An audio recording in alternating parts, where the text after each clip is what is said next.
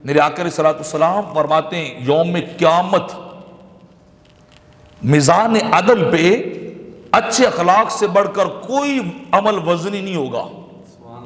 سب سے بڑھ کر وزنی عمل آپ کا وہ اچھا اخلاق ہوگا، وہ آپ کی اچھی گفتگو ہوگی، وہ آپ کے اچھے کلمات اور آپ کے اچھے افعال ہوں گے جو وہاں یوم قیامت سب سے زیادہ وزنی ہوں گے. جو سب سے زیادہ وزنی ہوں گے وہ یوم قیامت وہ اعمال ہوں گے، وہ اخلاق ہوں گے انسان کے یوم قیامت جا کر. تو انسان کو اپنے اخلاق کو ہمیشہ اچھا رکھنا چاہیے، اخلاق انسان کا بہتر ہونا چاہیے، کبھی بھی اخلاق انسان کا برا نہیں ہونا چاہیے. آپ اندازہ لگائیے، ابو ذر غفاری رضی اللہ تعالیٰ عنہ روایت کرتے ہیں میرے آقا فرماتے ہیں تیرا اپنے بھائی کو مسکرا کے ملنا بھی نیکی ہے. سبحان اللہ.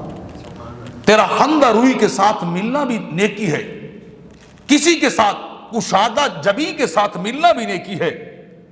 آپ صرف انسان کے ساتھ اچھے طریقے سے آپ مل لیں، سلام لے لیں، اچھی گفتگو کر لیں، اللہ کی بارگاہ میں یہ بھی نیکی لکھی جاتی ہے.